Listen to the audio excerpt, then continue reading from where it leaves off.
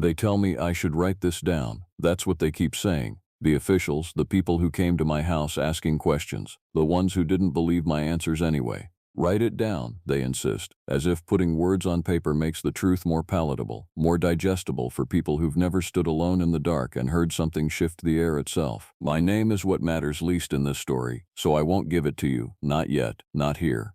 What matters is that I've been a park ranger for 16 years. 16 years of steady shifts, of maintenance logs, of knowing every trail in the Point Pleasant area like the lines on my own hands. I've dealt with lost hikers, equipment failures, wildlife encounters, and the occasional drunk college kid who thought camping meant getting high in the woods. But nothing prepared me for what started on the third week of October, when something massive and wrong began to hunt in the skies above Point Pleasant, West Virginia. This is what happened. This is what I saw. And whether you believe it or not, the missing persons reports are real. The search and rescue teams found nothing. The official report buried under phrases like inconclusive and likely predatory animal and insufficient evidence. But I know what was out there.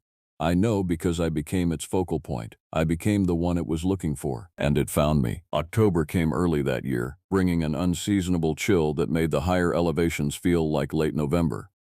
I remember because I was checking the campsites around the northern perimeter of the preserve, a circuit I usually saved for the end of October when tourist season had died down. The leaves were still mostly green, stubborn, and refusing to turn, and the evenings held that sharp bite of approaching winter. It was on a Tuesday, the 14th to be exact, when Dylan Nelson came to me at the ranger station.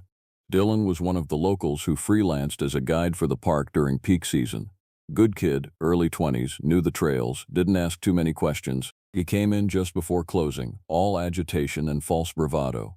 The way young men try to mask genuine fear with aggressive confidence. "You need to check the eastern trails," he said, not bothering with greetings. "Something's wrong out there." I was finishing paperwork, logging vehicle mileage and trail maintenance notes. I looked up, trying to gauge if this was one of Dylan's typical exaggerations. What kind of wrong? The kind where something big moved through the Henderson clearing and didn't leave tracks, not normal tracks anyway. Different, wrong. He ran his hand through his hair, a nervous gesture I recognized. I was out there with Nathan Hill, doing a preliminary survey for the winter shutdown, and we both heard it. This sound, I don't even know how to describe it. Nathan Hill was another regular, slightly older, more reliable. If Dylan was agitated but Nathan had corroborated something, it deserved attention. "Heard what, specifically?" I asked, closing my laptop. It was like wind, but it had weight to it, and it was moving fast, too fast for anything normal. We both felt it, this pressure change, like something had just passed over the clearing from above. I've learned not to dismiss employee reports, even the strange ones. So I gathered my equipment, filled out the incident log with Dylan's observation, and made plans to check it the next morning. The Henderson clearing was about 3 miles northeast, a wide open space where the forest had been harvested decades ago and never reclaimed. Good visibility, easy to spot any damage or disturbance. That night, I barely slept. There was something about Dylan's description that lodged in my brain. Wind with weight. Something overhead. I pulled together my equipment early. Flashlight, GPS unit, camera, first aid kit, emergency whistle, and my personal insurance, a Glock 22 in a leg holster. Park rangers don't typically carry, but I'd gotten special dispensation years ago for night patrols in remote areas. Dangerous work sometimes. The walk to Henderson Clearing took me through the Blackwood Trail, a path that cuts through mature oak and hemlock. The morning was gray, the sky that peculiar shade of white that comes before rain. The temperature was dropping despite the calendar saying early October. I remember noting all this in my head, details that didn't add up, anomalies that my 16 years of experience flagged as significant even if I couldn't articulate why. The clearing opened before me suddenly, as it always does. One step you're in forest density, the next you're in space, open sky above, old stumps and young saplings scattered across maybe 4 acres of reclaimed earth. And I knew, immediately, that something was wrong. The vegetation was flattened, not broken, not uprooted, but pressed down as if something immense and heavy had rested on it. The pattern didn't follow any logic I understood. It wasn't a crash site or an impact pattern.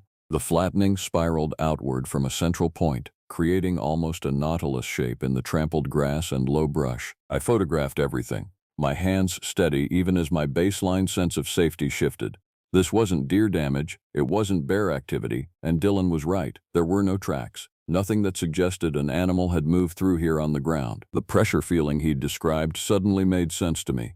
Something had come from above. I was examining the outer edges of the flattened area, checking for anything that might be shed material, fur, skin, feathers, when Zachary Ramirez and Austin Campbell came through the forest from the western approach.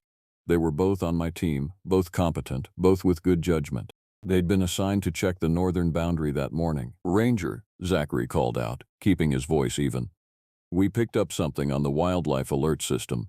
Some kind of atmospheric disturbance recorded around 11 p.m. last night. Electromagnetic spike. Station 4 logged it." I looked up from the flattened area. "Show me." We were at the ranger station by noon. The atmospheric monitoring equipment we maintain as part of cooperative agreement with a research facility upstate had indeed recorded something unusual. An electromagnetic anomaly at 11:14 p.m. the previous evening, centered roughly over the preserve's eastern sector.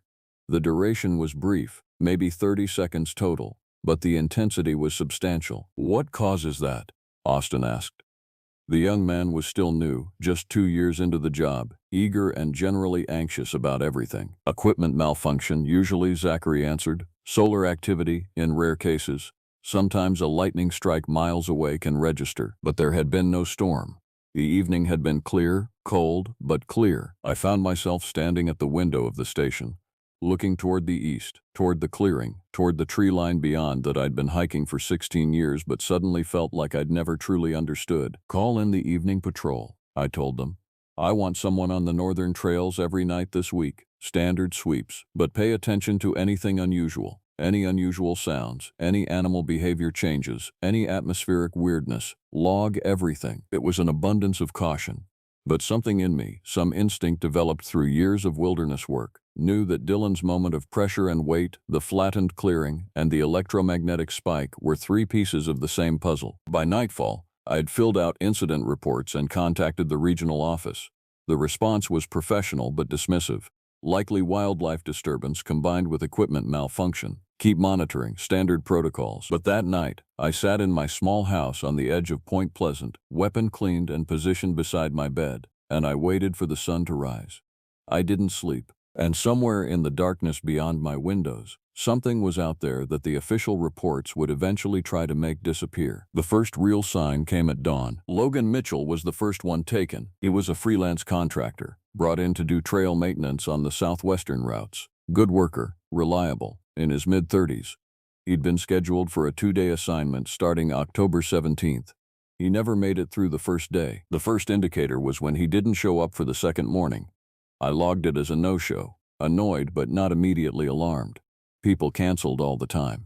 But when I called the number he'd provided, the person who answered was his mother, frantic because Logan had left his house at 5 that morning and never returned home. Search and rescue was activated.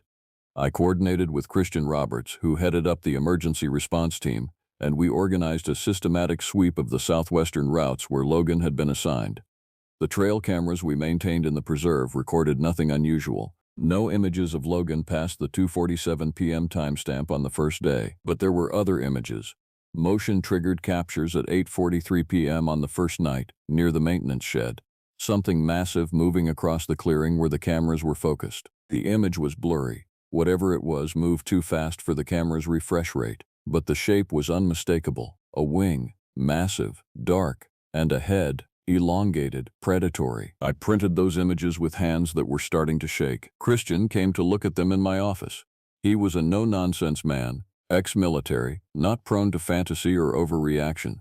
He stared at the images for a long time without speaking. "What am I looking at?" he finally asked. "I don't know," I said, which was true. "But it's large, winged, and it was here the night Logan disappeared." The official response was to assume predatory animal and expand the search parameters. But we all knew, even if we didn't say it aloud, that no known animal in West Virginia matched that description. The search for Logan went on for 3 days before being downgraded to recovery protocol. No body was ever found. The second disappearance came 5 days later. Gabriel Carter was a visiting researcher, working on a project studying nocturnal bird populations in the preserve. He'd been conducting night surveys with equipment that included high-intensity lights and recording devices.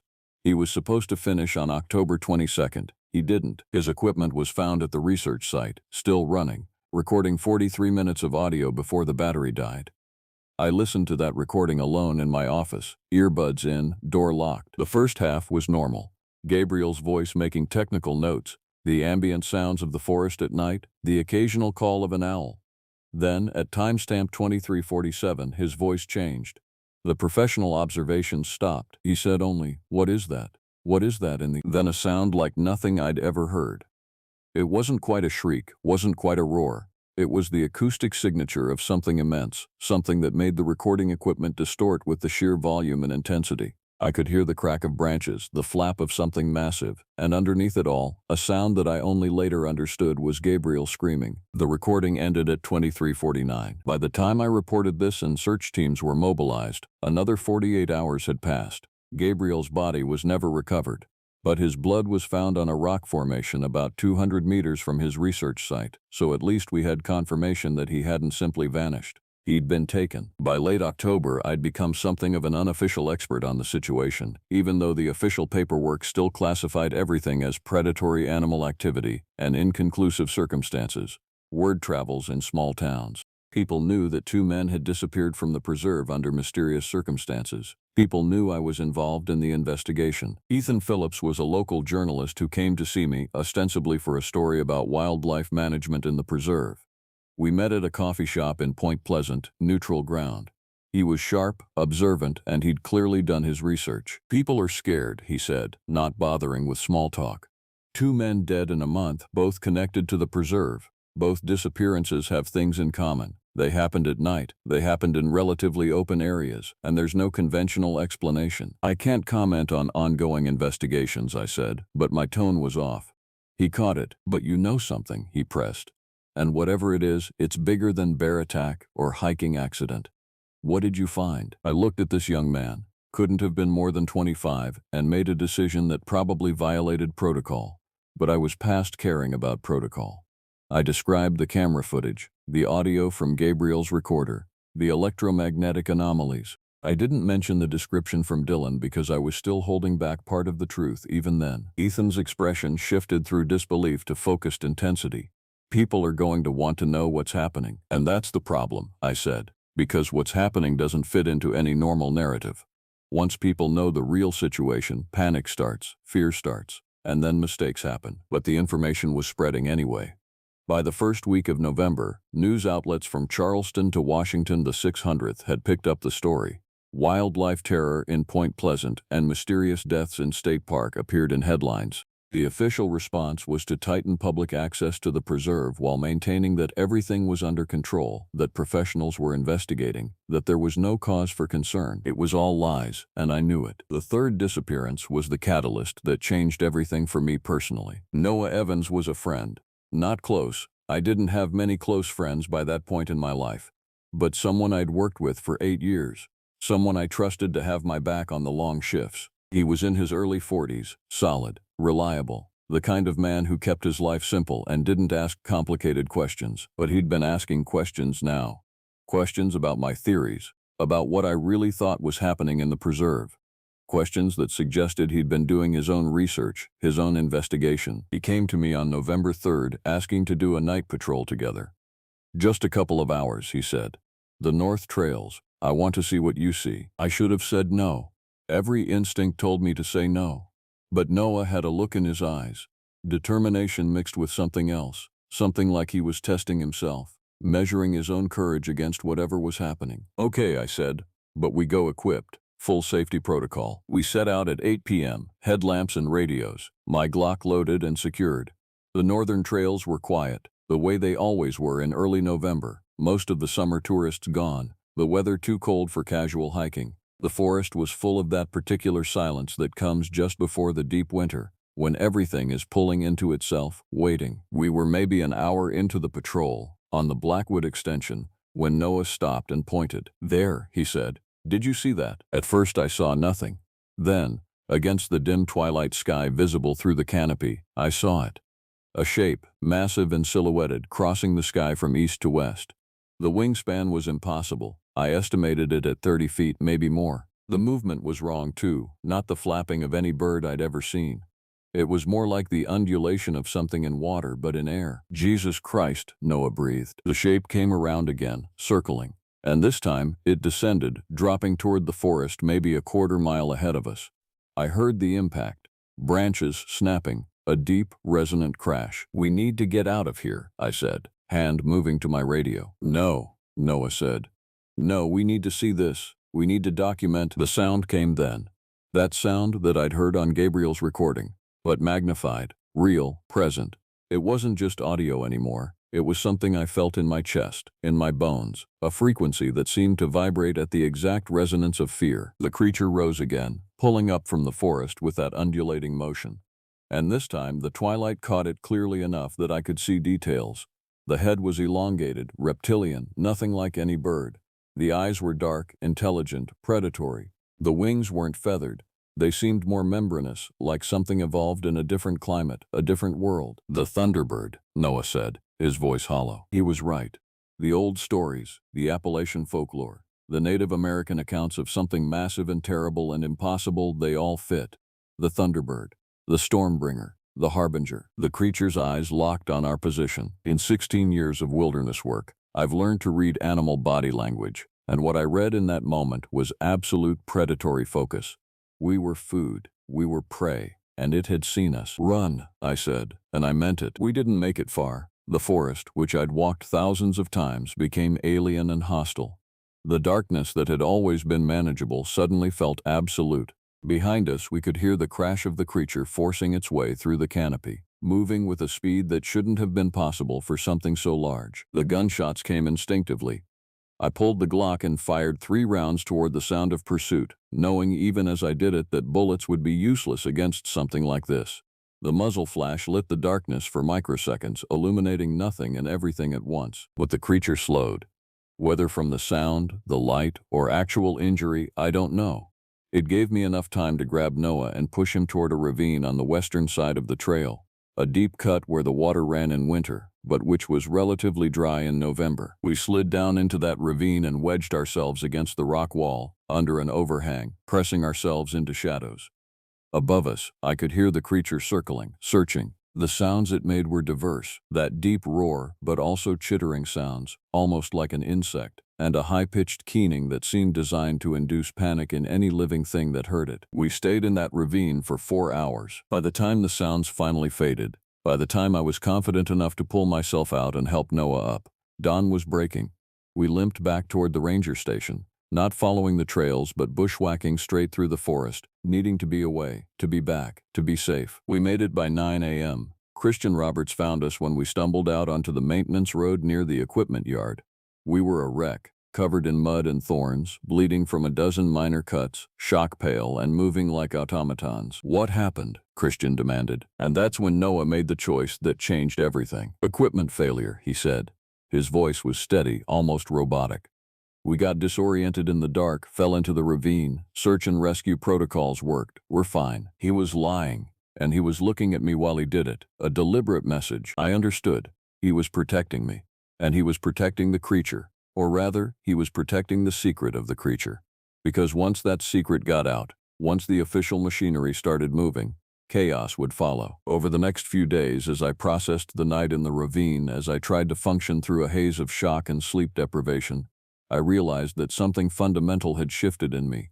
I'd moved from being an observer of the mystery to being a conscious keeper of it. Noah didn't come back to work. He took a leave of absence, citing personal reasons, and moved down to Charleston to stay with his sister.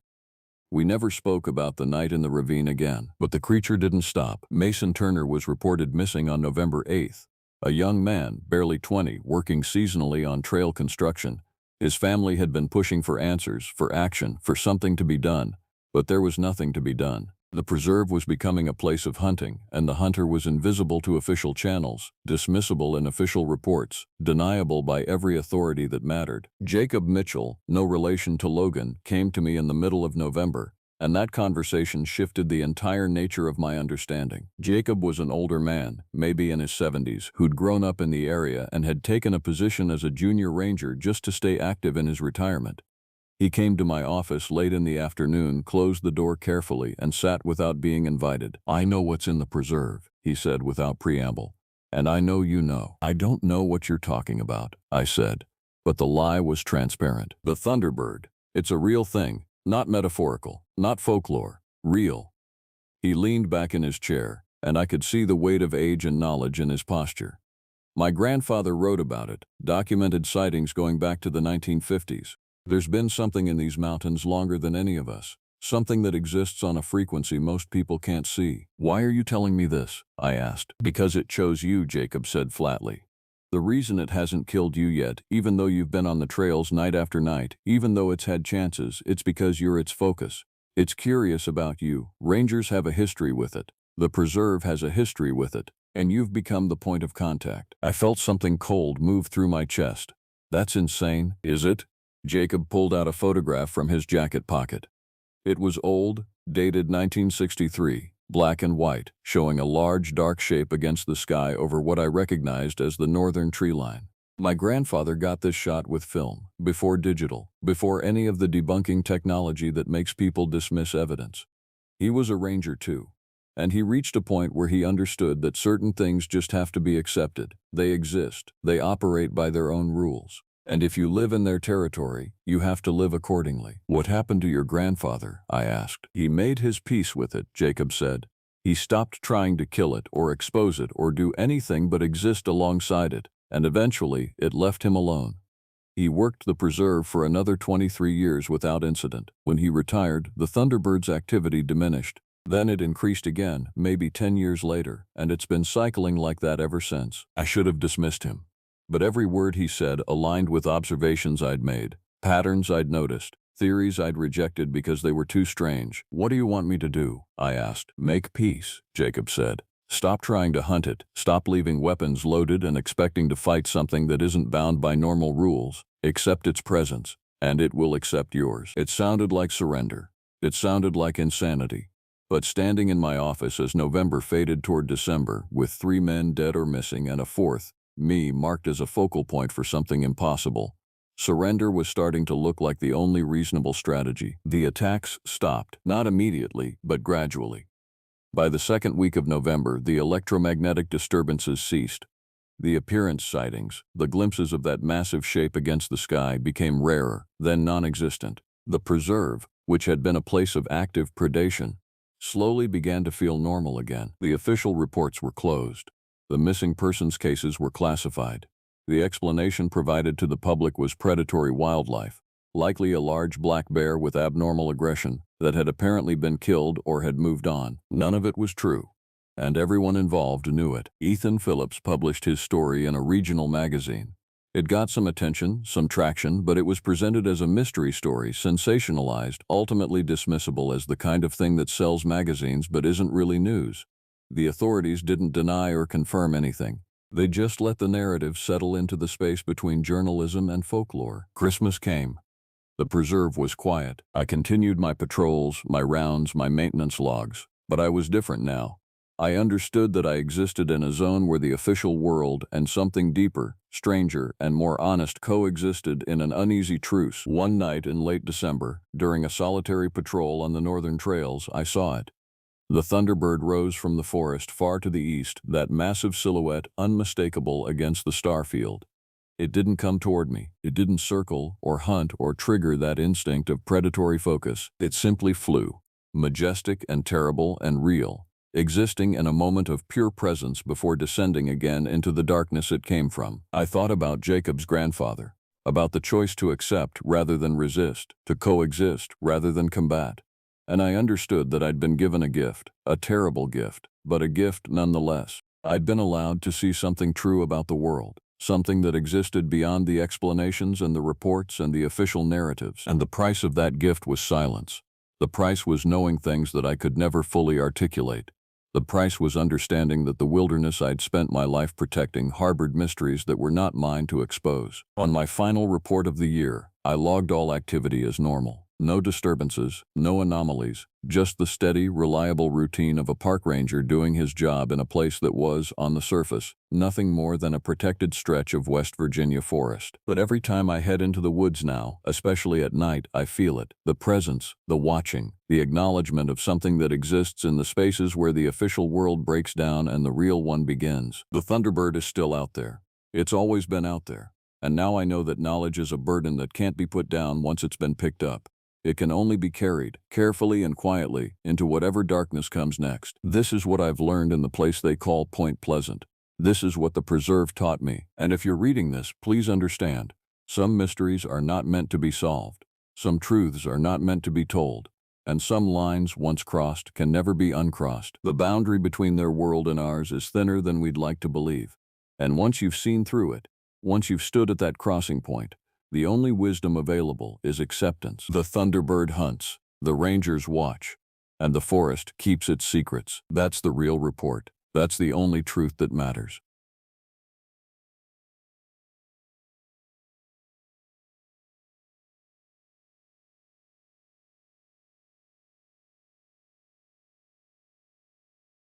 There are moments in a man's life when silence becomes louder than screams. I learned this during my third year as a park ranger in the Dover Nature Reserve, on a Tuesday evening in late October when the world simply held its breath. My name doesn't matter anymore. What matters is what I saw, what I survived, and what still walks those woods at night. They called me obsessed. They said I was fabricating details, that stress had fractured my mind. The review board in Boston concluded my testimony was unreliable due to psychological distress. But I know what happened. I know because I was there. This account exists because someone needs to know the truth before it's too late. Before another ranger, another hiker, another soul ventures into those woods and meets the same fate as Zachary Ramirez. My name is irrelevant. But the creature I encountered is very, very real. October 15th, October 22nd. The Dover Nature Reserve stretches across 14,000 acres of pristine Massachusetts wilderness. Hiking trails wind through dense oak and maple forests, past 3 crystalline lakes, and along steep rock formations that offer views for miles. In autumn, it becomes a destination. Families drive from Boston.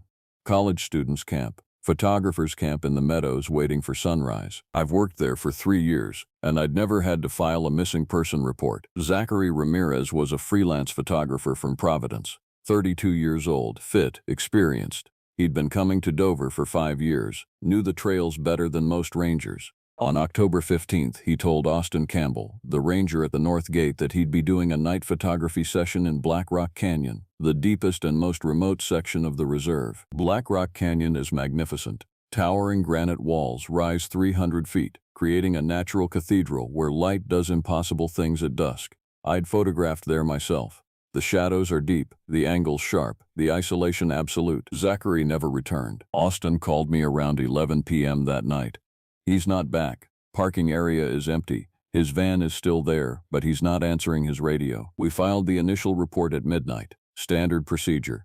He was experienced, had water, had a headlamp. Maybe he'd lost track of time chasing the perfect shot. Maybe he'd decided to sleep in his van and report in the morning. By 6 a.m., when he still hadn't checked in, we initiated search protocols. The state police sent 20 officers. The National Guard mobilized search and rescue. Dogs were brought in, drones were deployed. By day 3, helicopters circled the reserve, their searchlights cutting through the October fog. I participated in every search that wasn't canceled. I walked trails I'd walked 1,000 times, calling Zachary's name into a wilderness that refused to answer. My voice sounded small in those forests, insignificant. On October 18th, we found his camera equipment scattered across a rocky outcropping in Black Rock Canyon. The tripod was snapped like a branch. The camera was shattered. Lenses were scattered across 20 feet of stone, as if something enormous had swept them away in one convulsive motion. But no body, no blood, no sign of Zachary at all. The official report suggested he'd slipped, fallen down a ravine. Perhaps his body was in the canyon somewhere, hidden by dense vegetation or submerged in water. The search would continue, they assured us. But practically speaking, after 8 days with no sign of the missing man, they began assuming the worst. I assumed the worst too. I just assumed something different than what they thought. On October 22nd, I was walking the east perimeter of Black Rock Canyon, alone. which violated protocol, but I didn't care. I was looking for something specific, though I wouldn't admit to myself what that something was. That's when I found the tracks. They were massive, made of something that wasn't quite a hoof, wasn't quite a paw. They were embedded in the soft earth near a stream that ran through the canyon floor, and they were so large I could fit my entire boot inside the print with room to spare. But what disturbed me wasn't the size, it was the pattern. The prints formed a deliberate path. One creature, singular based on the consistency, had walked methodically up the canyon wall, straight up, on near vertical stone. The footprints were pressed into the rock itself, carved shallow grooves in granite that shouldn't have been possible. I photographed them with my phone. 6 images. I knew that if I told anyone what I'd found, they'd suggest I was seeing patterns in random stone. Mountain sheep were common, deer were common, sometimes bears came through, but I knew those prints. My grandfather had been a hunter in Vermont, old school. He'd taught me to read signs in the forest before I was a teenager. He'd shown me the prints of every creature that lived in New England.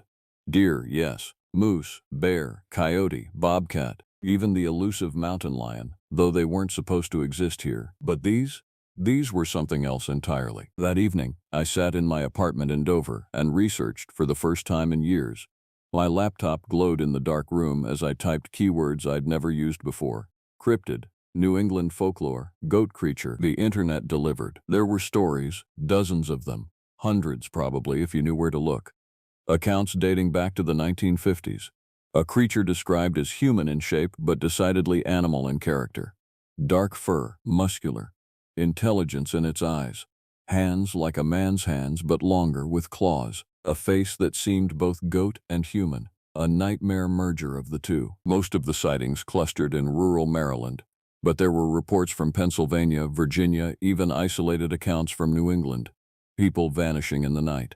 Livestock butchered in ways that didn't match predator attacks. Witnesses describing a figure that walked upright but moved with an inhuman grace through the darkness. The goat man, that's what they called it. I told myself it was superstition, mass hysteria, the internet amplifying folklore until people saw what they expected to see.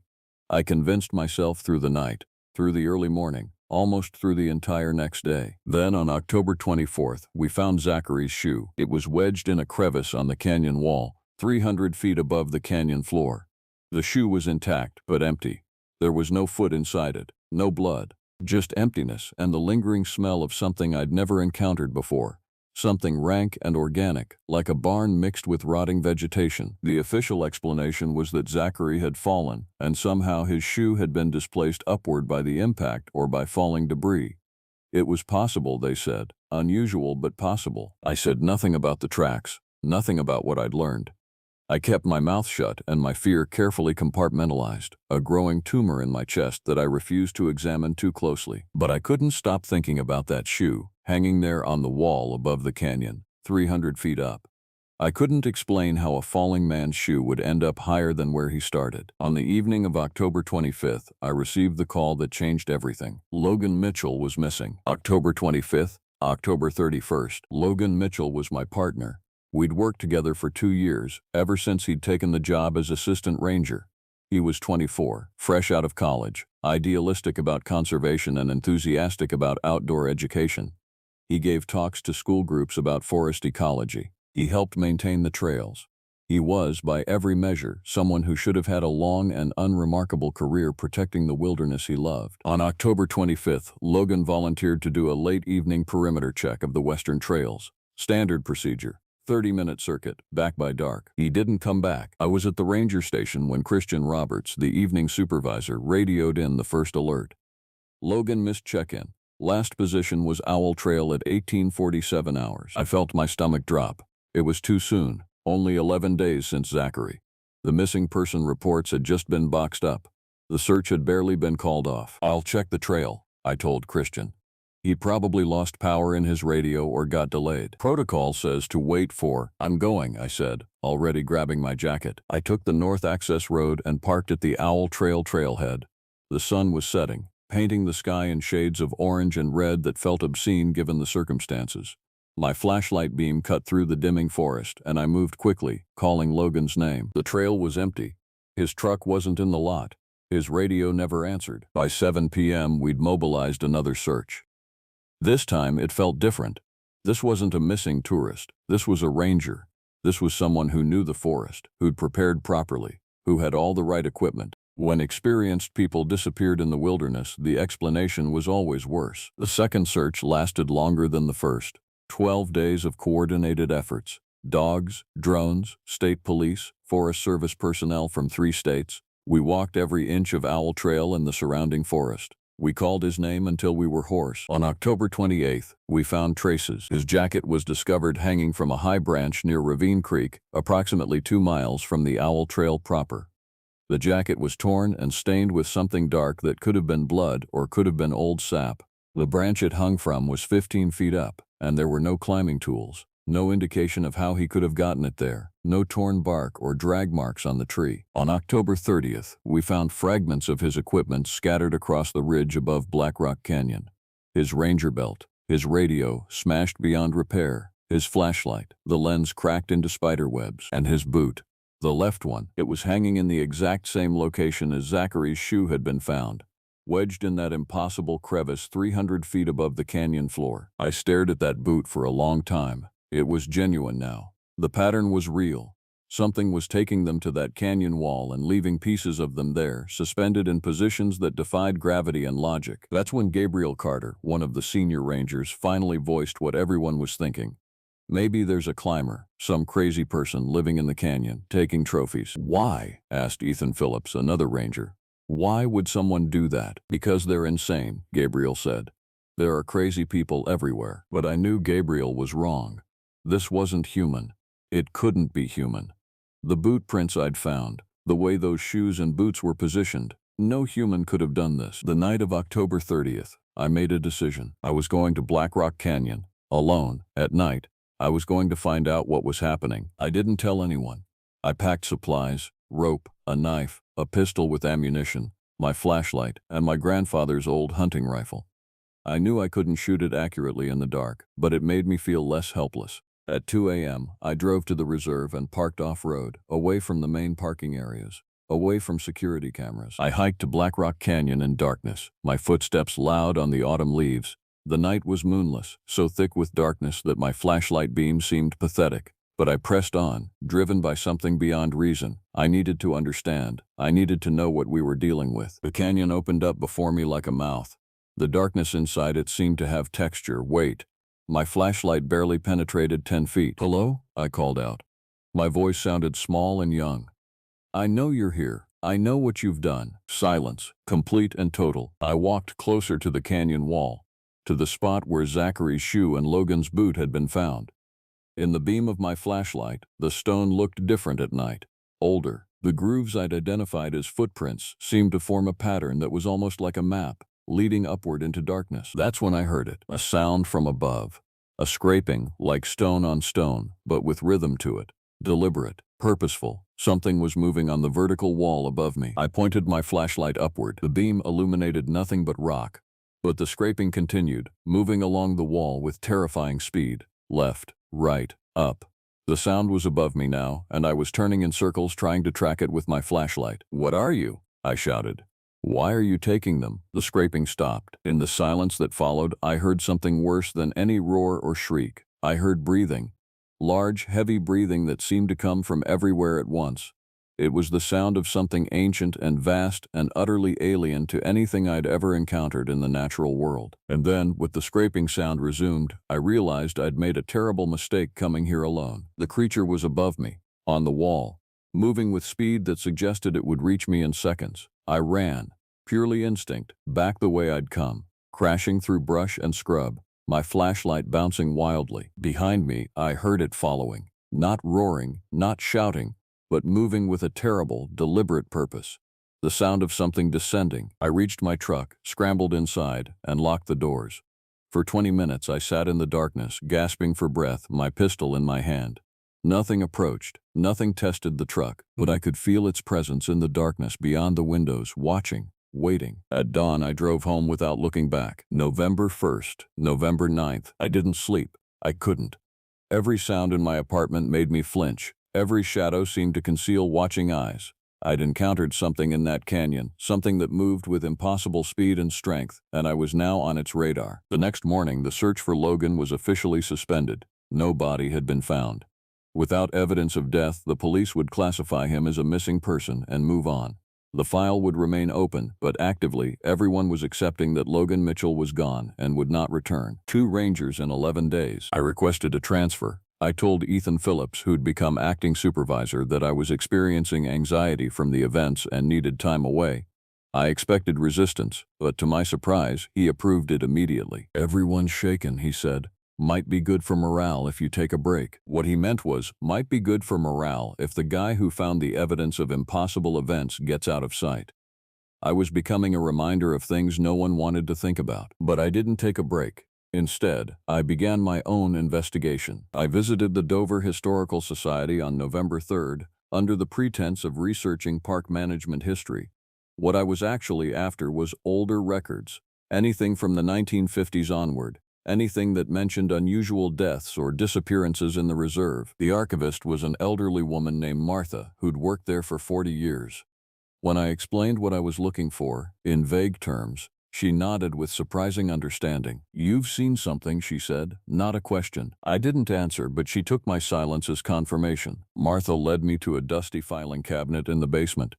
"People don't talk about this much," she said, "but there were incidents. Over the years, the reserve wasn't always as it is now. It was expanded in the 1970s, incorporated wilderness land that wasn't previously managed. Some of that land had histories." She pulled a file marked Park Ranger Disappearances, 1952 to 1995. My hands shook as I opened it. There were 4 cases, 4 rangers who disappeared in Black Rock Canyon between 1952 and 1989. The details were sparse, official paperwork from an era before thorough documentation, but the pattern was unmistakable. All 4 had vanished. All 4 had been searching for something, and in each case during the search efforts, searchers had found scattered personal effects positioned on the canyon walls in impossible locations. The last case was particularly detailed. Ranger Noah Evans, in 1989, he'd been investigating reports of livestock killings in the adjacent farmland. His uniform pieces were found scattered across the canyon wall over the course of a week-long search, a patch from his sleeve, his belt, his boot, and then the search just stopped. The report was filed away, the case was closed. Life went on, but someone at the Historical Society had kept a personal note. It was clipped to the inside of the file, written in an old-fashioned cursive. "N.E. exhibited signs of severe psychological disturbance before disappearance. Possible suicide in remote location. Recommends psychiatric evaluation of all personnel during crisis situation. Chief Ranger William Dearborn, 1,989 inches. Noah Evans." They'd blamed him, made him the villain of his own disappearance. I photocopied everything. Martha didn't try to stop me. "Be careful," she said as I was leaving. "My grandmother used to tell a story her father told her, about the thing that lives in the canyon. He said it was older than the reserve, older than the town. He said it was hungry and it only hunted men." "Why?" I asked. Martha shrugged. "Because men hunt. Because men take what they want." He said the creature was balance, nature's way of hunting back. It was superstition dressed as folklore.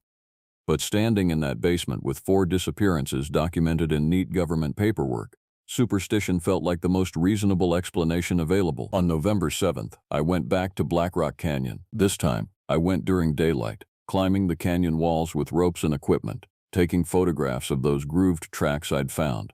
They were clearer now in the sunlight. Massive, clawed, and far too large to be any known animal in North America. I also found something else. Bones. Wedged in a crack about 20 feet up the eastern wall were fragments of human skeletal remains. A femur, part of a rib cage, a piece of cranium. No way to know who they belonged to, but the position suggested they'd been there a long time. Decades, perhaps. I reported the remains to the police, claiming I'd spotted them while researching trail safety. The bones were collected, tested, and eventually identified as belonging to a hiker from the 1970s who'd been missing since 1974. Case closed, though the family would finally have answers. But those bones told me something crucial. The creature had been hunting for a very long time. That night, November 7th, I experienced something I've never fully understood. I had what I can only describe as a visitation. I was lying in bed, unable to sleep, despite being exhausted. The clock read 2:47 a.m. My windows were locked. My doors were locked. I lived alone in a small apartment on the third floor of a complex that had security. And yet, I became aware of a presence in my room. I didn't see anything. No shape, no shadow, no physical form. But I felt it. A vast intelligence pressed against my mind like fingers probing a locked door. It wasn't threatening, not exactly. It was curious, examining, the way a human might look at an insect. And then, in that silent communication that existed beyond language, I understood something. It knew I'd been to the canyon. It knew I'd found its marks. It knew my scent, my fear, my pattern of movement, and it was deciding whether I was a threat. The presence faded slowly, like a dream upon waking.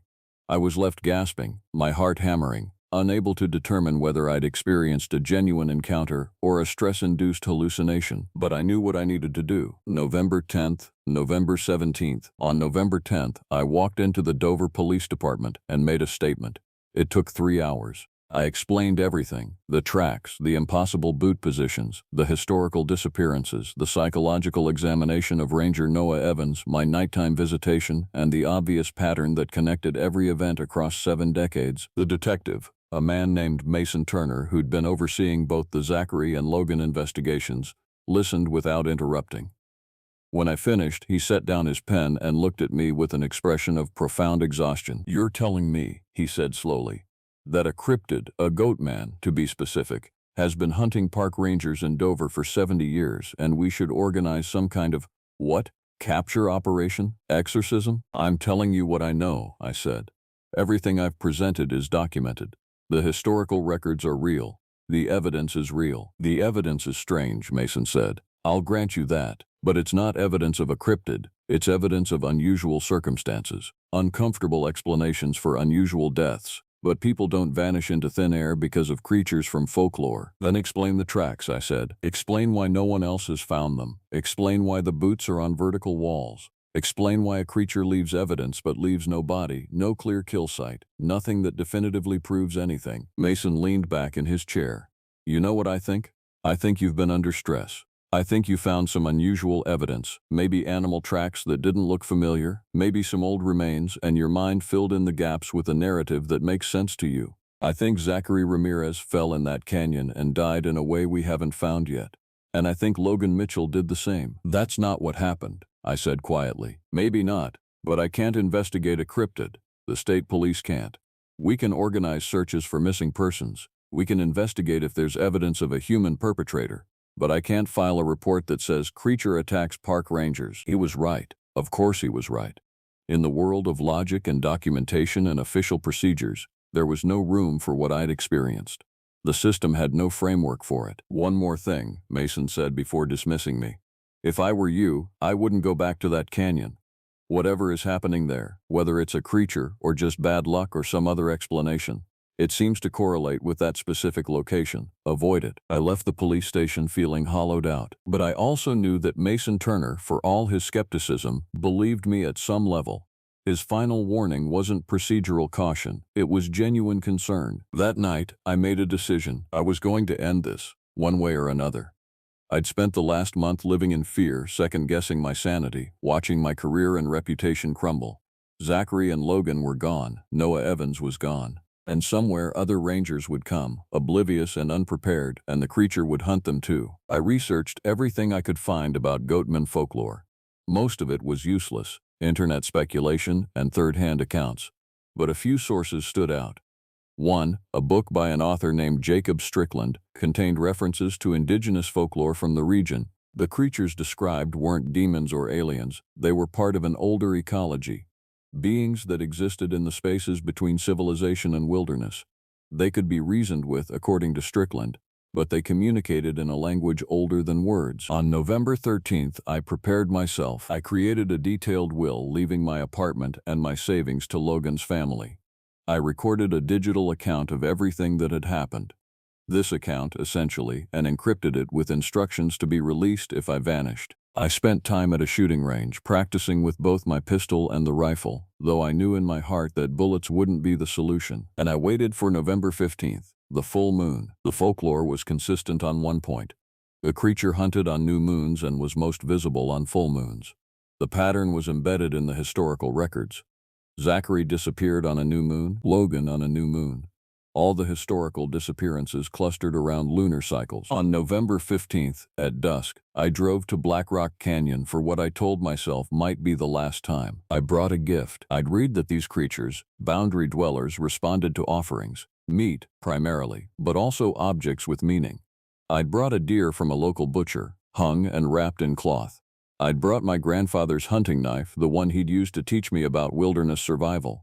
And I'd brought a photograph of Zachary Ramirez and Logan Mitchell, smiling, taken before everything had changed. I built an offering on the canyon floor, arranging the items carefully. The meat first, arranged in a circle. The knife placed at the cardinal points, the photograph in the center. And then I sat, and I waited. The darkness came early.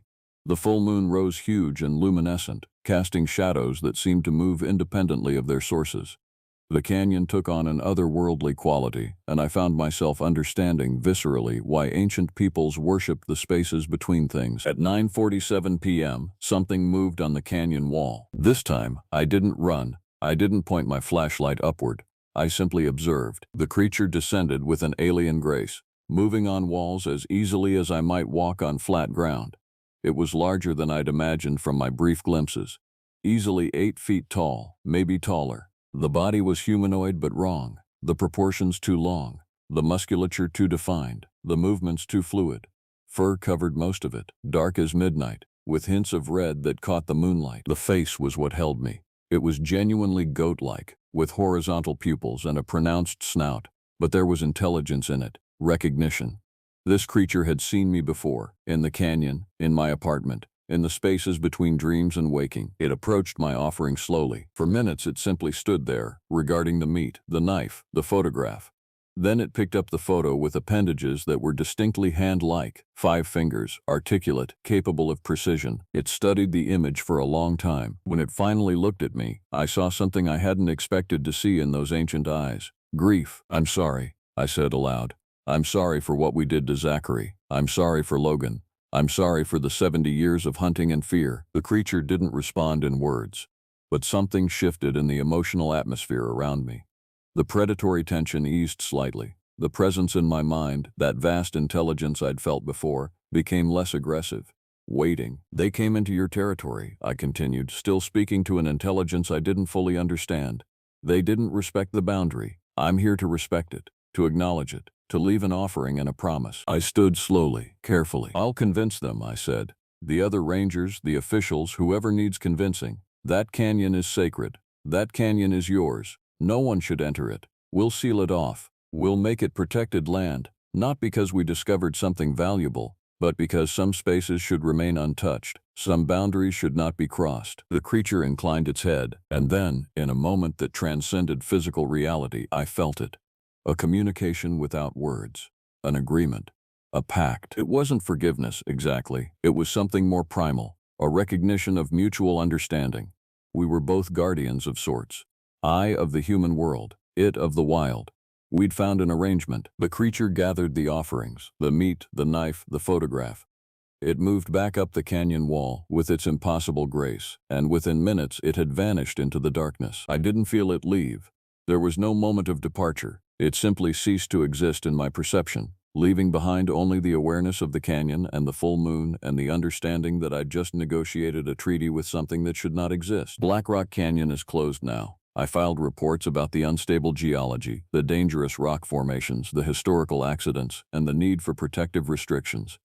I requested and received approval to post the area as off-limits to the general public. It took paperwork and official procedures, but within 2 months the canyon was sealed. No one hunts there now. No one camps there. The Forest Service installed barriers and posted warnings, and in the 8 months since that full moon in November, there have been no more disappearances. I kept my job, though I was transferred to a different regional office. The official explanation was restructuring. I know it was displacement, a quiet removal of the ranger who'd drawn attention to uncomfortable questions. Logan and Zachary were never found. Their families are still waiting for answers, still hoping for resolution. I've tried to contact them anonymously, offering locations where they might search, but I cannot tell them the truth, that their loved ones are gone because they crossed a boundary that should have been respected, and that acceptance of this fact is the only way to ensure it never happens again. Sometimes I think about that photograph, the one showing Logan and Zachary smiling, now held somewhere in the depths of Black Rock Canyon. I wonder if the creature keeps it, the way humans keep photographs of those we've lost. I wonder if in its own way it mourns. I no longer work in the Dover Reserve. I transferred to the White Mountain region of New Hampshire, where I've spent the last months documenting boundaries that should not be crossed, spaces that should remain wild, borders between the civilized world and something older and far more powerful. I've learned to read the signs, to see the grooves in canyon walls that mark territories, to understand that the wilderness we think we've tamed still contains vast stretches of autonomy. And in those places, things still hunt, things still wait. And sometimes, on full moons, I feel it watching me. Not with hunger anymore, but with something like companionship. The recognition that we've both agreed to keep certain secrets. We've both accepted that some places should remain forbidden. It was November 15th, the night I made my offering in Black Rock Canyon. It's been 8 months now. I'm writing this account because I don't know how much longer I have before the darkness comes for me too. Not from violence, not from predation, but because I've seen too much, because I've crossed boundaries myself, and boundaries, once crossed, can never be uncrossed. If you're reading this, you're reading it because I've either vanished or because I've finally trusted someone with this truth. Either way, I want you to understand there are places in this world that don't belong to us. There are things that exist in the spaces between civilization and wilderness, watching, maintaining ancient balances we can never fully comprehend. And if you find yourself approaching those places, if you feel that primal warning in your bones, you need to listen. Because the goat man of Dover still walks those canyon walls. And it's still hungry for those who refuse to respect the boundaries. I'm sorry, Zachary. I'm sorry, Logan. I hope wherever you are, in that space between the wild and the tame, you've found some measure of peace. And I hope those who read this story will choose wisdom over curiosity when they encounter their own boundaries. Some places should remain sacred, some creatures should remain hidden, and some truths are too dangerous to do anything but keep silent.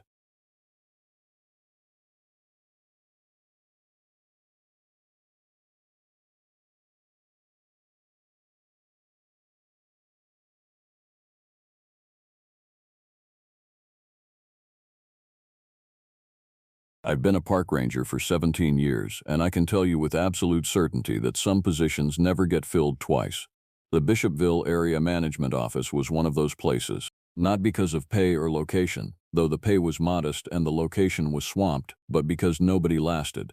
The official record said this was natural turnover. The unofficial record, the one whispered during shift changes and coffee breaks, told a different story entirely. The job posting had been circulating for 4 months when I finally applied. I was burned out from my previous assignment near the Appalachian Ridgeline, tired of the constant fighting with poachers and tired of the silence that came after each season. Bishopville seemed like a lateral move, something quieter, something where I could finish out my remaining years without incident. The interviewer, a tired-looking woman named Patricia who'd been transferred there 6 months prior, seemed to pity me when I signed the contract. "You'll want to establish a routine," she said, sliding the papers across her desk. "Keep to it. Don't deviate from your assigned routes. And if you see something unusual out there, something that doesn't fit with the normal wildlife patterns, you report it immediately. Not to us, to the state office. Do you understand?" I asked her what kind of unusual thing she meant. She didn't answer. Instead, she opened a folder and showed me photographs of scratches. Not animal scratches, claw marks that had clearly been tested and examined. They were on trees, on ranger station doors, on vehicles that had been parked overnight in the facility lot. They were deep, purposeful, and they formed patterns that almost resembled letters or symbols. "We don't know what makes these," Patricia said quietly, "but they happen approximately every 4 to 6 weeks. When they happen, you make sure you're not out alone. You work with a partner for the next 72 hours. I remember laughing nervously. I asked if this was some kind of local legend, like the Mothman or the Jersey Devil. "No," she said. "Those are in different states. This is specific to Bishopville. It's been happening for at least the past 20 years that we have records for, probably longer." She paused, considering how much to tell me. "In 1957, there was an event in Hopkinsville, Kentucky. Similar marks. Similar reports of something being observed moving through the area at night. Fast, very fast. That event lasted about 3 nights and then stopped. And you think there's something like that here?" "I think something is here," Patricia corrected. "Whether it's like the Kentucky thing or something else entirely, I can't say. But I can tell you that it's territorial, it's intelligent, and it doesn't seem to want to actually harm anyone. It's the not harming anyone part that most rangers find unsettling. Because if it wanted to, it could. My first week was uneventful. I drove the northern routes, hiked the marked trails, and filled out the standard wildlife observation logs. Bishopville was beautiful in a way that surprised me. Rolling lowland forests, scattered wetlands, the kind of place where you could hear yourself think. I stayed in the ranger station that first week, a small concrete building about 3 miles from the town proper. The building was newer than I expected, reinforced in ways that seemed excessive for a simple administrative office. The windows had thick glass, the doors had multiple locks. The backup generator was overly large for the power demands. On my 8th day, I was doing a routine perimeter check when I found something that made me stop. There was a section of pine forest about 2 miles north of the station where several trees had been stripped of their bark, not in the normal way that deer do it, rubbing their antlers or scraping with their teeth. This looked like something had systematically peeled the bark away in vertical strips, like someone was testing the layers. I photographed it and logged it. That evening, I got a call from Patricia. She asked me what I'd found. How did you know I found something? Because the scratches started appearing. 3 sites in the past 4 hours. You've made contact, whether you know it or not. You've been observed. That's what they don't put in the training materials, but it's the most important thing you need to understand. The moment you take this job, you enter a conversation that's already in progress. You're not just watching the forest is watching you. I met Ethan Phillips on my 2nd week.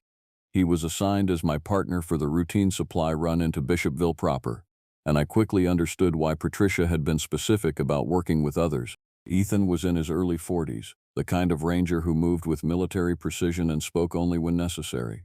His file said he'd been transferred to Bishopville 5 years ago, which by all accounts meant he'd survived longer than most. You did something, Ethan said as he drove. We were heading into town to pick up equipment orders. Came too close, looked too hard, or moved too deliberately. It notices when you do that. I just found some stripped trees. That's what I mean. You didn't just note them and move on. You stopped. You examined them. You photographed them. That's engagement. Now it's curious about you. I tried to push back on this framework. How could an animal, any animal, be offended by someone looking at trees? But Ethan shook his head. It's not an animal. I mean, maybe it is technically, but not in the way you're thinking. Not in the way that follows animal behavior.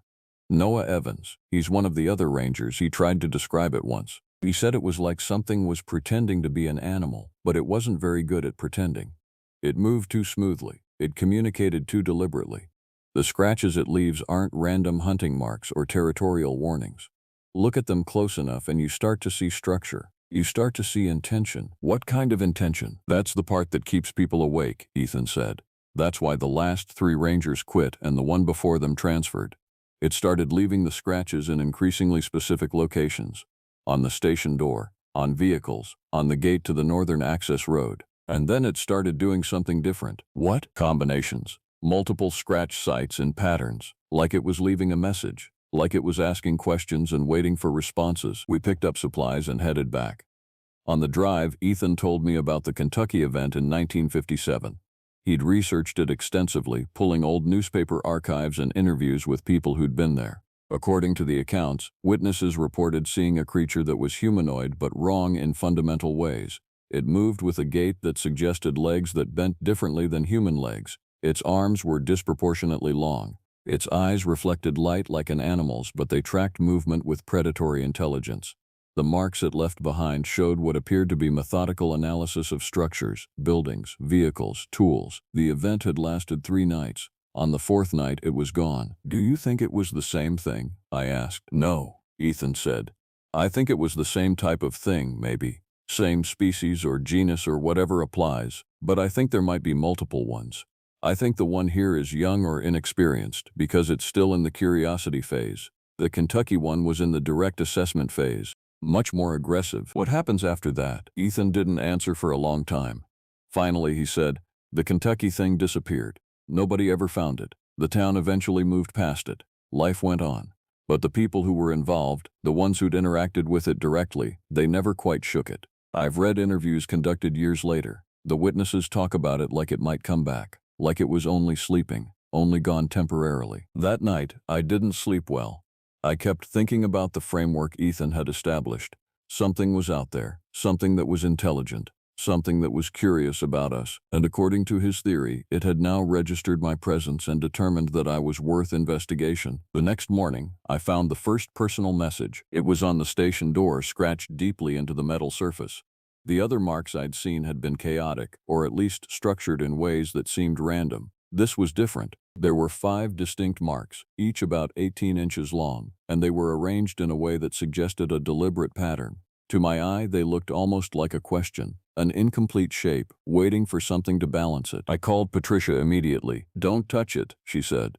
"Don't try to photograph it or document it. Just leave it." Why? This is evidence of something. This is a conversation. And the rule with these conversations is that you don't engage directly. You acknowledge by living normally. You show that you're not frightened, that you're not running. That's the language it understands. I asked her how long this pattern would continue. "Until it gets bored," Patricia said, "or until it's satisfied. With the rangers before you, the pattern lasted anywhere from a few weeks to several months. During that time, they documented increasing levels of observation. They saw it, sometimes, or they saw something that might have been it. Shapes moving through the trees at the edge of perception. Movements that were too fast or too smooth to be normal animal behavior. And then either they left or it left.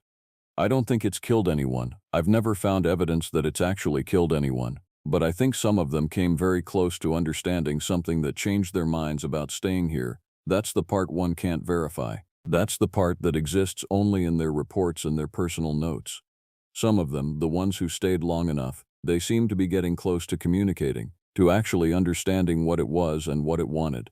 And I think that terrified them more than anything else. 2 weeks into my assignment, I saw it. Not clearly, not in any way that would hold up to external verification. But I saw something, and I have absolutely no doubt about what I witnessed. I was on the Eastern Patrol route, doing a routine walkthrough of one of the marked trails. It was late afternoon, early October, the light starting to turn that golden quality that comes in fall. The forest was quiet in that particular way that precedes something changing in the environment. Even the birds had gone silent. I was about a quarter mile from the main trail when I noticed movement ahead of me. At first I thought it was a deer or perhaps a large canine, but the movement was wrong. It was too fluid, too deliberate. It moved across my line of sight with a gait that I can only describe as biomechanically incorrect. The legs bent at angles that suggested joints in places where human joints don't exist. I froze. The thing, and I have no other word for it, continued moving. It didn't seem to have noticed me, or if it had, it wasn't reacting to my presence. It was perhaps 40 feet away, moving through the mixed brush and low trees with remarkable grace despite its apparent structural wrongness. As it moved, I got a clearer look at it. The body was roughly humanoid, maybe 6 feet tall, maybe taller. The skin was dark, darker than any human skin I'd ever seen. Almost black in that golden afternoon light. It was smooth in a way that seemed unnatural, without the texture of normal animal hair or human skin. The arms were disproportionately long, reaching almost to the creature's knees. The hands had what looked like 6 or 7 fingers, thin and elongated. The head was roughly triangular, tapering to a point at the chin. The eyes were large and caught the light, reflecting it back at me with a luminescence that belonged to something nocturnal. And then it stopped. Its entire body went rigid. The head rotated toward me with a motion that had no intermediate points, no smooth transition. It was like watching something rotate in stop motion. The eyes fixed on me. I don't remember making a decision to run. I became aware of running, of pushing back through the brush toward the main trail, of my heart hammering in my chest. I didn't look back. I couldn't bring myself to look back. I ran until I reached the trail. Then I ran until I reached the vehicle. Only when I was inside the ranger station, doors locked and lights on, did I begin to process what I'd seen. I called Ethan. He came to the station immediately. "You've reached the point," he said when I finished describing what happened. "The direct observation. That's when most of them make their decision." Decision about what? About whether they're going to leave or try to actually understand what it is. From what I've heard, when you reach direct observation, you usually have about 2 weeks of escalation before the moment of clarity comes. That's when you either leave or you commit to trying to communicate. Communicate?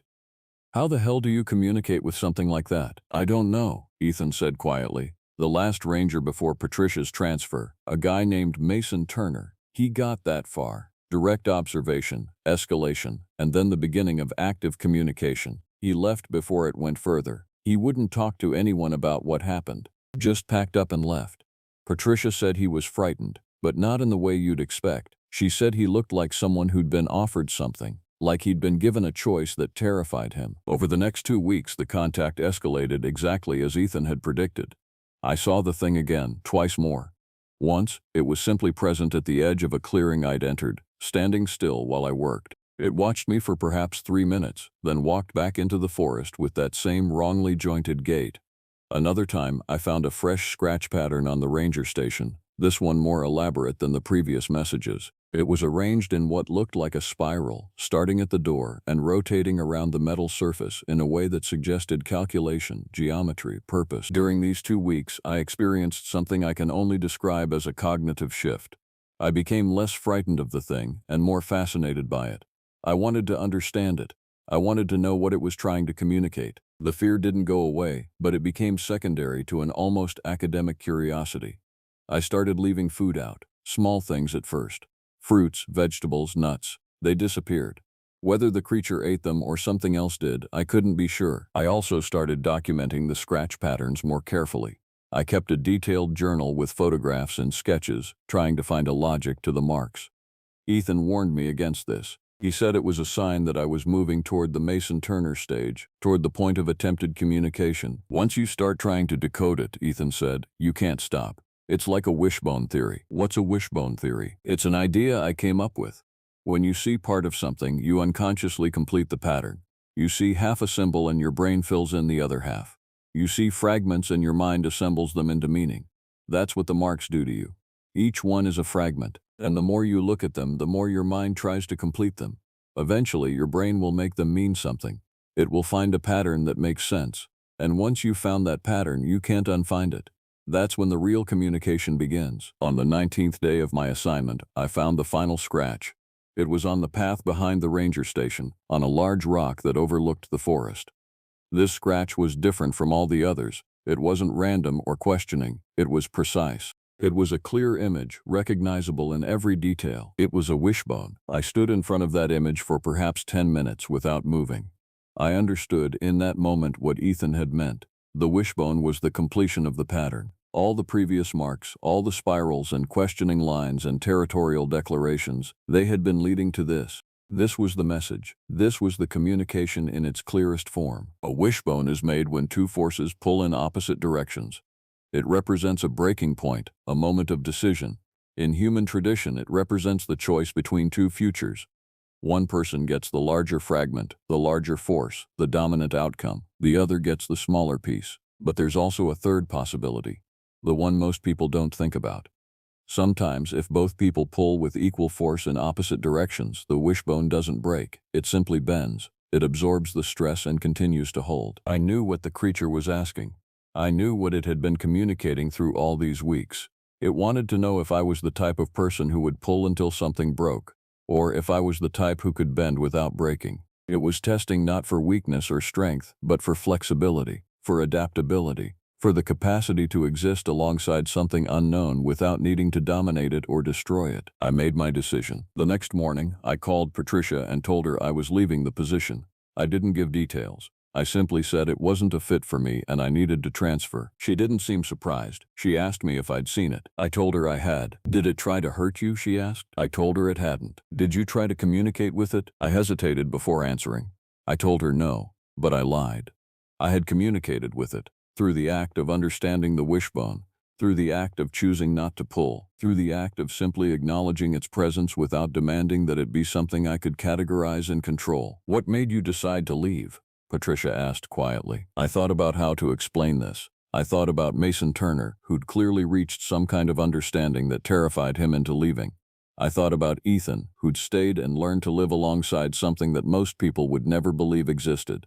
I thought about the wishbone, and about how some choices aren't about winning or losing. Because, I said finally, I realized I'd reached the point where leaving was the kind choice. What do you mean? It wanted to know if I was the type of person who could respect something's boundaries, who could encounter the unknown and not immediately try to destroy it or control it or even fully understand it.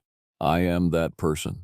And because I am that person, I realized that the kindest thing I could do for that creature was to leave it alone, to not become someone like Mason, obsessed with comprehension, to not become someone like me, fascinated to the point of intrusion. I left Bishopville 3 days later. I transferred to an administrative position in the state office, something desk-based where I could manage the paperwork and never have to go back into the field. But I think about that wishbone every single day. I think about what might have happened if I'd stayed, if I'd continued the communication, if I'd tried to bridge that gap between my world and whatever world that creature inhabits. I think about whether I made the right choice or the cowardly choice. And I think about the thing itself, how it must have experienced my departure, how it must have understood that I'd recognized its message and responded with the only answer that made sense to me. In the years since, I've read every account I could find of unusual wildlife in Bishopville and surrounding areas. There have been no new ranger positions available in that region. The state office quietly reclassified the area as ecological preserve and removed it from the standard patrol rotation.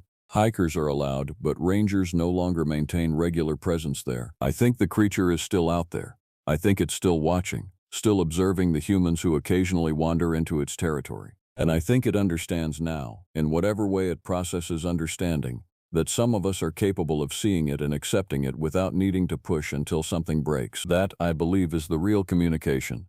Not in the scratches or the marks or the frightening midnight visitations. The real communication is in the choice to bend rather than break.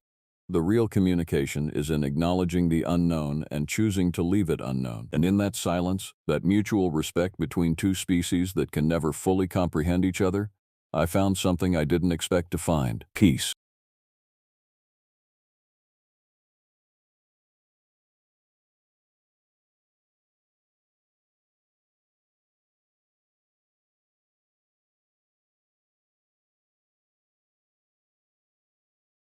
The first thing you need to understand about Frederick, Maryland is that it's one of those places where everybody knows what everybody else is doing, but nobody talks about the things that happen after dark. I found this out the hard way when I applied to be the groundskeeper at Sugarland Park in the fall of 2019. My name is Mitchell. I was 37 years old when I took the job, fresh out of a failed marriage and carrying the kind of baggage that makes you not ask too many questions about employment opportunities. The position was advertised as full-time grounds and facilities maintenance, which meant I'd be responsible for keeping the park's trails clear, maintaining the playground equipment, managing the parking areas, and doing general upkeep on the small lodge near the entrance. The salary wasn't great, but it came with a small house on the property, about a quarter-mile from the park's main facilities. They offered it to me during my second interview. Christian Roberts, the Parks Department director, sat across from his desk with this expression I couldn't quite read. He was a thin man in his 60s with gray hair and the kind of tired eyes you see in people who've been dealing with bureaucracy for too long. "The last keeper left pretty suddenly," he said, sliding a folder across the desk toward me. It was empty. "Family emergency. We need someone reliable. Someone who understands that this job requires discretion." I remember nodding like I understood what he meant. I didn't. "There are things about this park," he continued, standing up and walking to the window that faced out toward the tree line beyond the parking area, "that don't make it into official reports. Incidents that we handle internally. We found the right kind of person. Someone with good sense, someone who doesn't make a fuss, tends to do well here." "What kind of incidents?" I asked. He didn't turn around. "The kind that don't reflect well on the county if they become public knowledge." I took the job anyway. The first month was uneventful. I fixed some loose boards on the picnic tables, repainted the faded line markings in the parking area, trimmed back overhanging branches from the main trail. The park was beautiful in autumn, the kind of place that makes you understand why people move to Maryland in the first place. Rolling wooded terrain, a small creek that ran through the property, open fields perfect for families on weekends. I settled into the keeper's house, a small 3-bedroom that smelled like mildew and old coffee. The furniture came with it, worn out and mismatched, like someone had furnished it from whatever estate sales were happening that month. But it was mine. For the first time in 4 years, I had a place that was just mine. It was during my 5th week that Gabriel Carter, one of the maintenance workers, came to find me while I was repairing a section of fence along the western border of the property.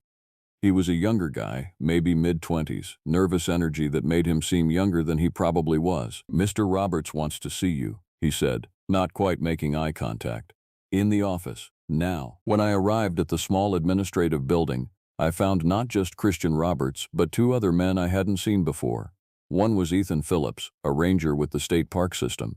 The other was Gabriel Carter's supervisor, Noah Evans, who ran the maintenance crew. "We need to establish some ground rules," Christian said, gesturing for me to sit. "Things that are important for the functioning of this park." Ethan Phillips leaned forward. He had a cop's bearing despite the ranger uniform, and his voice was clipped and professional. "How many times have you been out on the trails after sunset, Mitchell?" "I haven't," I answered truthfully. "Just during the day." "That's good," Noah Evans said. He was older, probably in his 50s, with weathered skin and the kind of hands that come from actual manual labor. "That's the first rule. You don't go out on the trails after dark, not for any reason. If something needs maintenance, it can wait until morning." "The visitors need to understand the same thing," Christian added. "The park officially closes at sunset. We have signs, we have gates. Anyone found on the property after dark is subject to citation. I need you to enforce this. Check the parking lot at dusk. Make sure everyone's cleared out." "What happens after dark?" I asked. The three men exchanged a look. It was quick, but I caught it. "Animals," Ethan Phillips said. "Coyotes, primarily. They're more active at night, aggressive if they feel threatened." It was a lie, but it was delivered professionally enough that I pretended to believe it. Noah Evans stood up. "You see anything unusual, anything at all, you call this number." He handed me a card with his personal cell phone number. "Not dispatch, not Christian's office. You call me first." I agreed to their terms. I didn't have much choice. I needed the job. For the next 2 months, I followed the rules. I locked the gates at sunset, literally locked them with chains and a heavy padlock. I walked the parking area to make sure it was empty. I stayed in my house after dark, reading old paperbacks and listening to the sounds of the forest beyond my windows. I also started paying attention to things I might have otherwise missed. The first thing I noticed was the patrols. Starting around dusk, a vehicle would come through the park, usually a maintenance truck, sometimes a ranger vehicle. They never stopped, never seemed to be doing anything specific. They just drove slowly through the park and left. It happened every night without fail. The second thing was the fence. The western border of the property, the side that backed into what I learned was state-owned conservation land, had been recently reinforced. New posts, newer wire. The whole thing looked less like a normal boundary marker and more like a barrier. The third thing was harder to define. It was the way people looked at the western woods. There was something in their eyes, something between fear and familiarity, like they'd learned to live with something dangerous because they had no choice. By December, I'd settled into a routine. Mornings were for maintenance and upkeep, afternoons were spent on trail maintenance or administrative tasks, evenings were spent in my house, and nights were spent trying not to think about why so many people seemed to know something they weren't telling me. It was the week before Christmas when Ethan Phillips showed up at my door without warning. I opened it to find him standing on my porch in the cold, his ranger jacket buttoned up tight, his breath visible in the winter air. "We need to take a ride," he said without preamble. "Where?" "Me too is fold far to abjus for first. Just get in the truck." We drove to the western edge of the property, to a section of forest that I'd only seen from a distance. The sun was setting, painting the bare branches orange and purple. Ethan parked the truck and we got out. The wind was cold and carried the smell of pine. He walked me to the fence and pointed toward the trees beyond it. "You're going to see things," he said. "Signs, markings, things that don't make sense if you don't know what you're looking at." There were indeed markings. Branches bent and twisted in unnatural ways. Strips of bark removed from several trees in vertical patterns. I noticed deep gouges in the earth, like something heavy had been dragged through. "What am I looking at?" I asked. "Territory markers," Ethan said. "Something that lives back there uses them to mark its range. It's been doing this for at least 15 years that we know of, probably longer." "What kind of animal makes markings like this?" Ethan didn't answer immediately. When he did, his voice was quiet. "Nothing that any official documentation would recognize, nothing that any of us want to acknowledge officially." The wind picked up, and in its movement through the branches, I heard something that might have been a voice. It made my skin crawl. "I'm telling you now so you understand what you're part of," Ethan continued. "By working here, by not asking questions, by enforcing the sunset closure, you're helping us manage a situation that would cause widespread panic if people knew about it." "Manage what exactly?" "Something that hunts," he said. "Something that's learned that killing on park property brings more attention than we want. So there's an understanding, an arrangement. You stay out of its space after dark. It stays away from visitors. Nobody gets hurt. Nobody talks about it." I realized my hands were shaking. "How long does this arrangement last?" "As long as it works," Ethan said. "And Mitchell, It's worked for a very long time. Don't be the one who breaks it." We drove back in silence. As we approached my house, I noticed something I'd missed before. The way the western woods seemed to end abruptly, like something had drawn a line and said no further. That night, I called the number Noah Evans had given me. "I want to understand what's happening here," I said when he picked up. There was a long pause. "The less you understand, the better you do your job." "That's not good enough." "It has to be," he said, and hung up. I didn't sleep that night. I sat at my window and watched the western woods, watching for something I couldn't name. The moonlight filtered through the bare branches, creating patterns that seemed to move even when the wind was still. Around 3 in the morning, I heard something. A sound like breathing, deep and rhythmic, somewhere close to my house. It lasted for maybe 10 minutes, then faded. I never heard it again, but I understood, in that moment, what I'd actually agreed to when I took this job. I wasn't a groundskeeper. I was a barrier. I was part of a system designed to maintain a separation between what lived in these woods and the people who thought the world was safe. I stayed because I'd already lost everything else. And because, in a way I couldn't quite articulate, I was terrified of what would happen if I tried to leave. January brought a new hire to the maintenance crew. His name was Mason Turner, and he was the kind of kid who smiled too much and asked too many questions. He couldn't have been more than 23, fresh out of some community college maintenance program. Eager and energetic in the way that only people who haven't yet learned to be cynical can be. Gabriel Carter introduced him to the crew on a cold Monday morning, and I could see immediately that he was going to be a problem. "So what's the deal with this park?" Mason asked during lunch in the maintenance shed. He was unwrapping a sandwich, entirely unconscious of the way the other workers tensed. "It's a pretty small operation. No lake, no major facilities. Why does it need so much security?" Nobody answered him. They just kept eating. "Also," Mason continued, oblivious, "why are we always checking the perimeter? Especially that western section. There's like nothing back there, just woods." "It's procedure," Noah Evans said without looking up from his food. "Yeah, but procedure for what?" The silence that followed was heavy enough to press down on the room physically. I watched Gabriel exchange a glance with one of the other workers, saw the worry in his expression. "You should focus on learning the job," I said, trying to inject a note of authority. "Ask fewer questions about how things are run." Mason turned to me with that naive smile. "But you're new too, right? You must have questions." I met his eyes. I did. I stopped asking. That should have been the end of it. But Mason Turner had the persistence of someone who'd never been genuinely frightened of anything. Over the next few weeks, he kept testing boundaries, asking why certain trails were marked as closed, wondering aloud about the fence upgrades, suggesting that maybe they could extend park hours into the evening during spring break. Every time, someone would shut him down.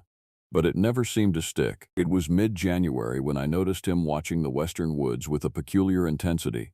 He'd stand at the fence line during his breaks, staring into the trees like he was trying to see something specific. When I asked him about it once, he just shrugged. "Thought I saw movement," he said. "Something big, like a bear or a mountain lion or something." "There are no mountain lions in this area," I told him, though I was no longer entirely sure that was true. "Yeah, that's what Evans said. But I swear something moved. You don't see stuff moving like that in the regular forest. It's different. Intentional, like." After that conversation, I started paying more attention to Mason's schedule. I noticed he was taking longer breaks near the western fence. I noticed he'd started asking Gabriel questions about the history of the park, when it was established, whether there'd been incidents, why certain protocols were in place. At the end of the month, I reported the behavior to Noah Evans. We met at the maintenance shed after everyone had cleared out for the day. The winter sun was already low, and the woods were beginning their transition into the period I'd come to think of as the dangerous hours. "He's asking too many questions," I said, "and he's becoming obsessed with the western boundary." Noah nodded slowly. He looked older than he had just a month ago, like something was weighing on him. "I know," he said. "We've noticed. So what do we do?" "Nothing yet. Roberts wanted to give him a chance to settle in, figure things out naturally. But I think you're right. He's not the type to let things go." "What will happen to him if he keeps pushing?" Noah met my eyes. "Best case scenario? He gets fired for misconduct before he can do any real damage. And the worst case is he finds out what he's looking for. And then something else will need to find out what he found." I understood what he was saying without him spelling it out explicitly. The arrangement Ethan Phillips had described, the careful balance between the park's human population and what lived beyond the western fence, depended on ignorance, on boundaries being respected. on people accepting the rules without needing explanations. Mason Turner represented a threat to all of that. 2 weeks later, Mason was fired. The official reason, posted on the maintenance shed bulletin board, was failure to follow safety protocols and insubordination regarding assigned duties. Mason, from what I gathered from Gabriel Carter's careful explanation, had been caught attempting to access a locked storage area where the heavier maintenance equipment was kept. When confronted, he'd become belligerent. Noah Evans had recommended termination, and it had been approved immediately. I suspected the storage area incident had been manufactured, but it worked. Mason showed up on a Friday morning, was called into the office, and was escorted off the property by 2 county officers within an hour. I watched from my house as his car pulled out of the parking area. I expected that to be the end of it. I was wrong. 3 days later, on a cold February morning, I found Mason at the western fence. He was standing outside the park boundary, on the state conservation land, looking at something on the ground. I hadn't been planning to go out there, but I'd noticed the gate looked disturbed, like someone had been testing it, pulling at it, and I went to check it. That's when I saw him. "Mason," I called out, "you need to leave." He looked up, and I could see the anger in his face. "This is public land," he said. "They can't tell me I can't be here." "You're right," I acknowledged, walking toward him carefully. "But you should still leave." He was crouched down, examining something in the leaf litter. When he looked up again, I could see his expression had changed. There was something almost triumphant in it. "You've seen it, haven't you?" he said. "Whatever it is they're keeping locked up here. You know what it is." "I don't know what you're talking about." "Bull. I've watched you. I've watched all of you. You all know something. Something's out here. Something that hunts." I realized my heart was pounding. "Don't say things like that." "Why? Why can't I say it?" His voice had taken on a manic quality. "Because it's true? Because people are actually trying to keep something secret and you're all just going along with it? That's insane." "What I know," I said carefully, "is that you're trespassing and you need to leave right now. Not until you tell me what." He didn't finish the sentence. Something moved in the woods behind me. Not behind me exactly, in that space between me and the fence, in that boundary zone where the park property ended and the conservation land began. Mason's face went completely white. "What is that?" he whispered. I didn't turn around. I knew, with a certainty that bypassed all logic, that turning around would be a mistake. Instead, I grabbed Mason's arm and pulled. "Walk," I said. "Walk toward the parking area.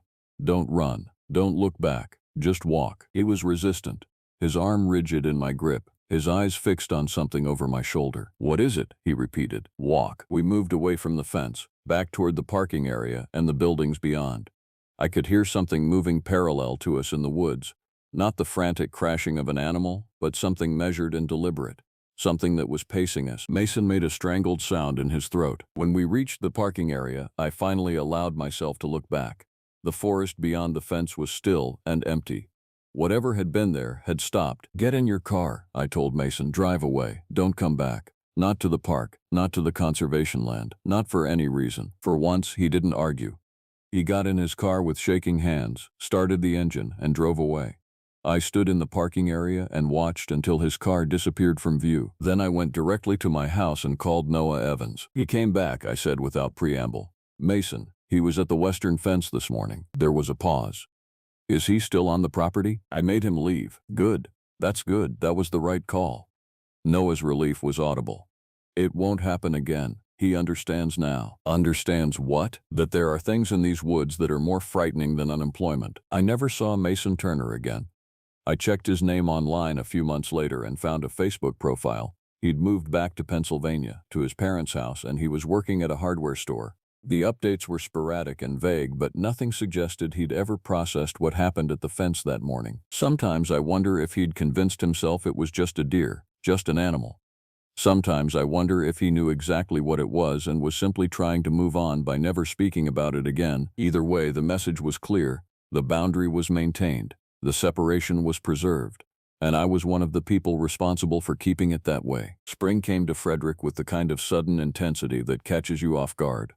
One week there was frost on the ground, and the next week people were taking off their jackets and talking about planting season. The park filled with visitors again. Families on weekends, joggers on weekday mornings, couples walking the trails in the evenings. I maintained the carefully orchestrated schedule.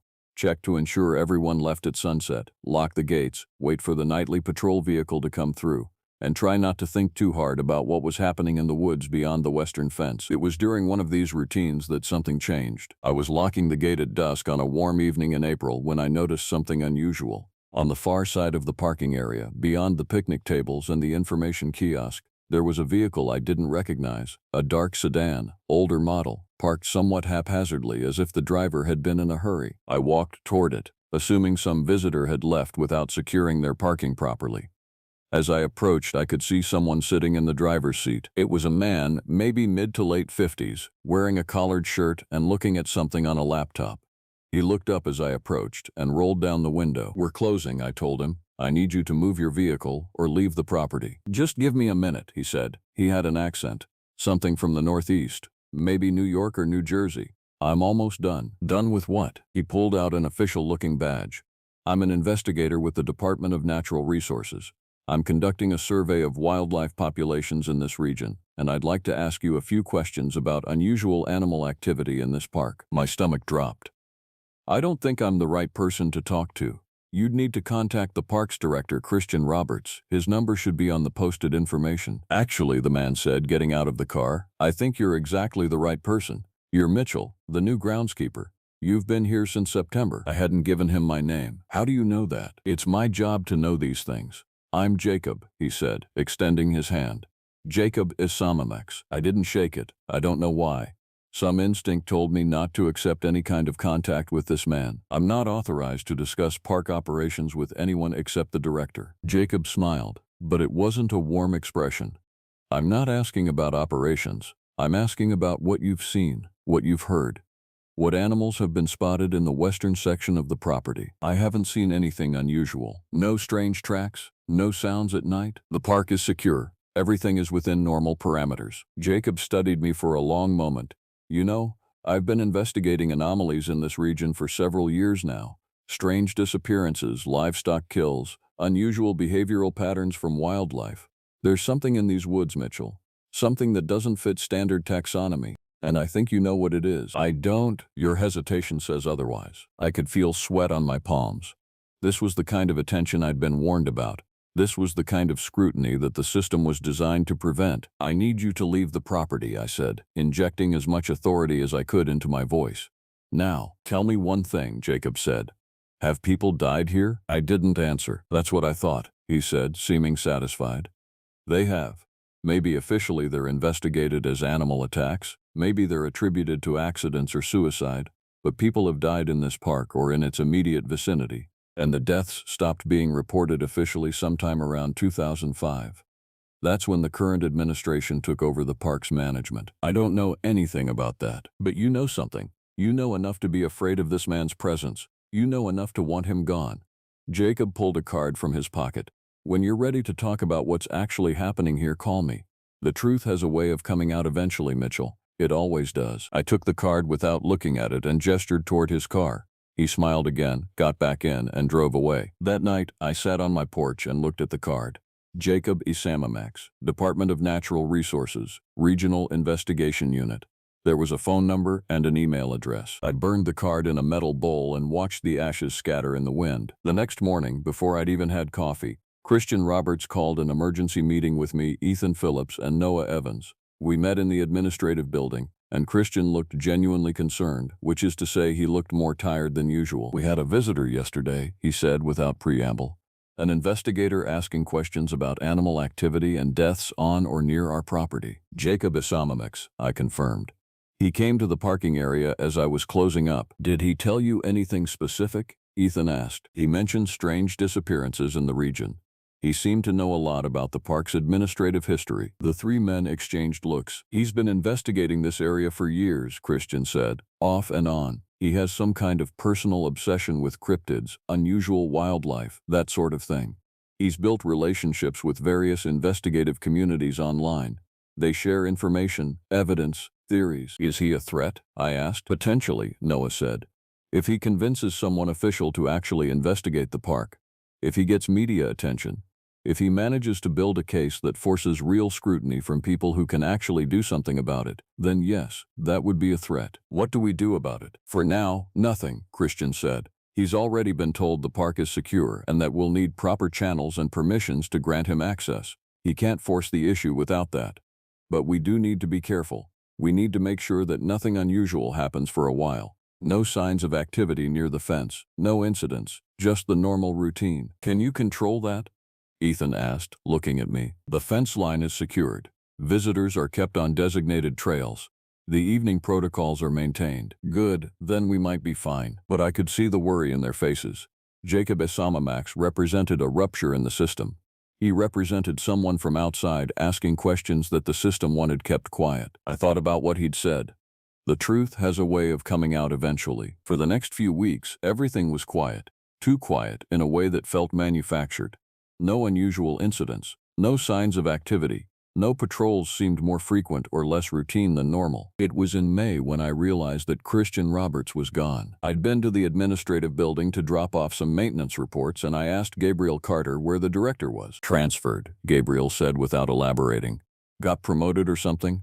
New director came in last week. The new director was a woman named Sarah Chen, probably in her mid-40s, professional and efficient. She introduced herself to me my second day working under her administration. She didn't reference anything unusual about the park. She didn't mention Jacob Esamax. She just asked if I had any questions or concerns about my position. I said I didn't, but the transition concerned me. Whatever relationship had existed between Christian, Noah, and Ethan, whatever understanding they'd maintained over years of managing this situation, seemed to be disrupting, and I didn't know what disrupted systems did. On an evening in late May, I found something on my doorstep. It was wrapped in brown paper with my name written on it in careful block letters. When I opened it, it was a thick file folder, the kind used for property management or investigations. Inside were photographs. Printed color photographs of the park from various angles, all of them showing the western fence. The photos looked recent. The trees were in full spring foliage, and the dates printed on the images confirmed they were from the past week. But it wasn't the photographs that made my skin crawl. It was what was in some of them. In the middle distance of 3 separate photos, at the tree line just beyond the fence, there was a shape. It was vague, partially obscured by shadow and distance, but it was definitely there, definitely watching. The shape was roughly humanoid but wrong somehow. The proportions were off. The way it was standing was unnatural. In one photo you could almost make out a face. Almost, but not quite. At the bottom of the stack was a note in the same careful handwriting. They're real. They've been watching. When are you going to talk to me? Yee. Jacob had been at the tree line. Jacob had been photographing the creature I'd been helping to keep hidden. I didn't call him. I couldn't. But the presence of those photographs, the knowledge that someone from outside the system now had visual evidence of what lived in these woods, it changed something fundamental. The boundary that had seemed so solid suddenly felt fragile. Summer came early that year. By the end of June, the heat was oppressive, the kind of humidity that makes you move slowly and think slowly. The park filled with families during the weekends and stayed relatively quiet during the week. I maintained my routine. I enforced the sunset closures. I reported directly to Noah Evans, who seemed increasingly withdrawn and anxious. Ethan Phillips stopped coming by with his nightly patrols, replaced instead by rangers I didn't recognize, who seemed less interested in security and more interested in just being visible. It was clear that something was shifting in the administration. What I didn't know was whether Jacob's presence was accelerating it, or whether this disruption was happening for other reasons entirely. On a Thursday in July, I got a visitor. It was late afternoon, the heat still intense enough to make standing in the parking area uncomfortable. A car pulled in, and a young man got out. It took me a moment to place him. It was Ethan Phillips's son. I'd seen him once before, years ago, at some park event. His name was Jacob, not Jacob Esamax, but just Jacob. He looked like his father, same bearing, same careful way of moving. "I need to talk to you," he said. "Somewhere private." I took him to my house.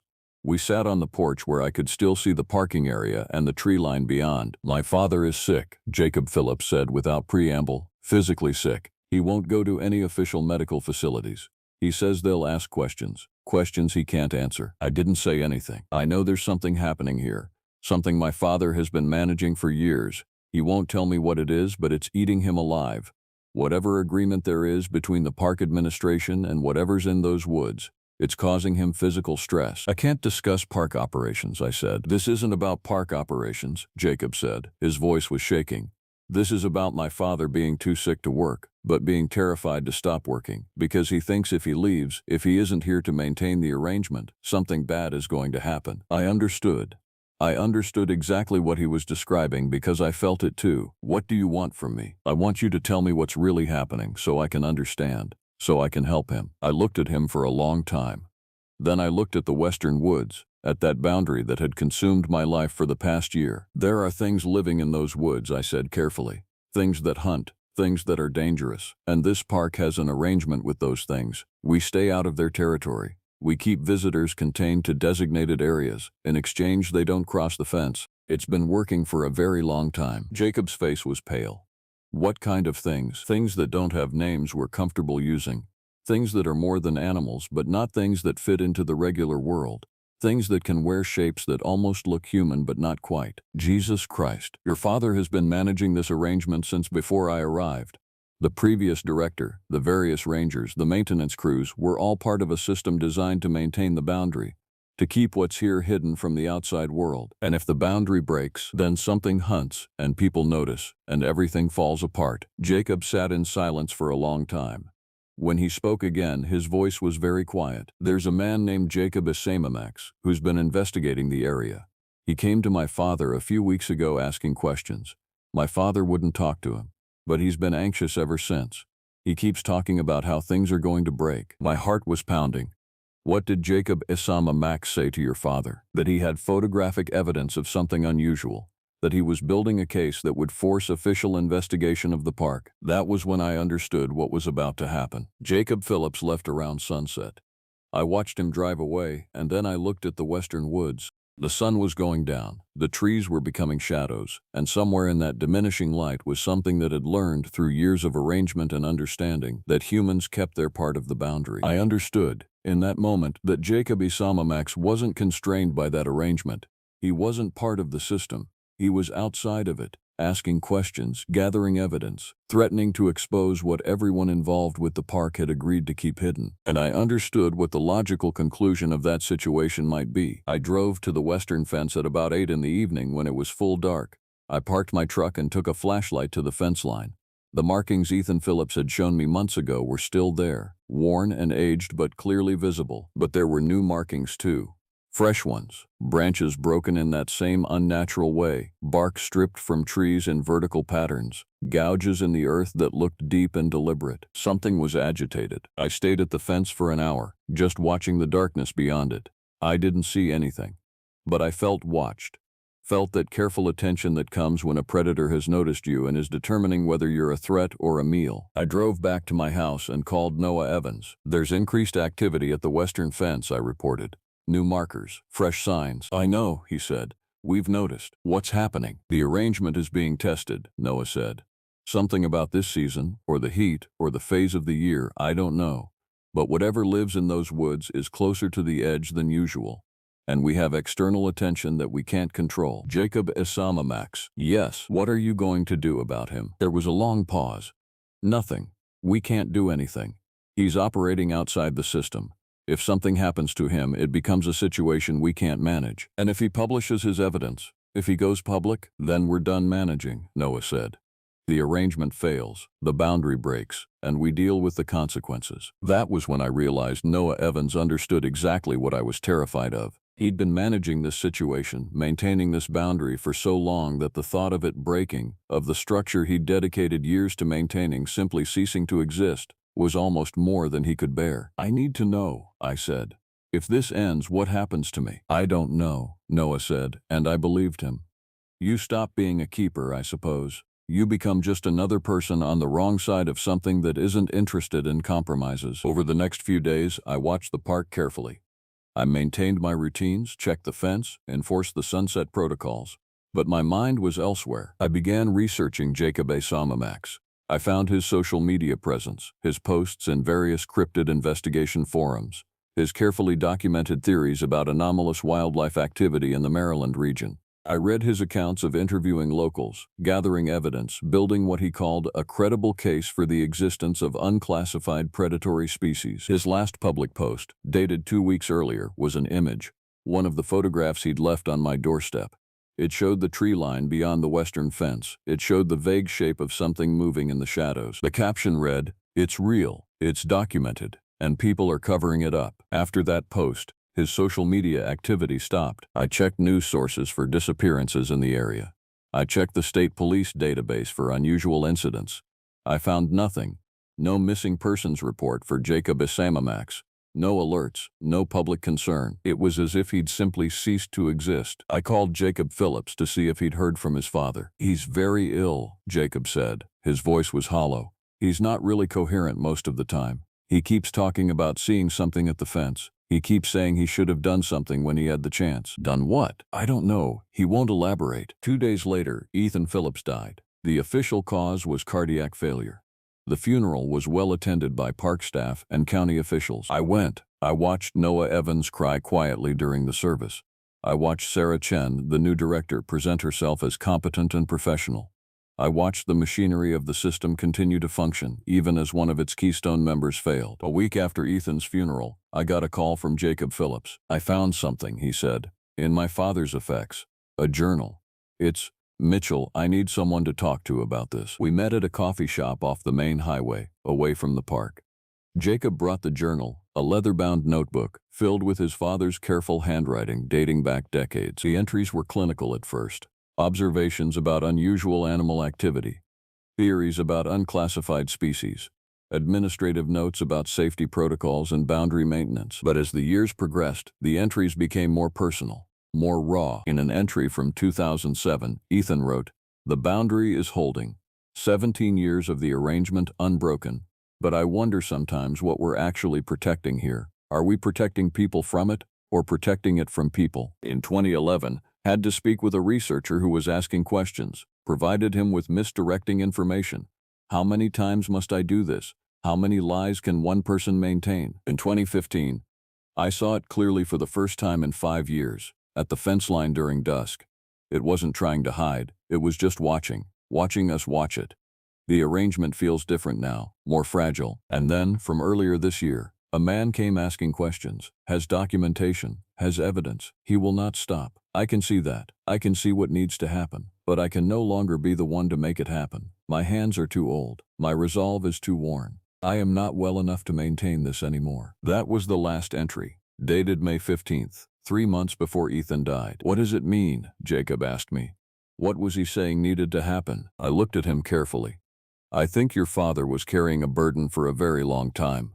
I think the burden made him sick, and I think when he couldn't carry it anymore he let go." "But what about the man asking questions?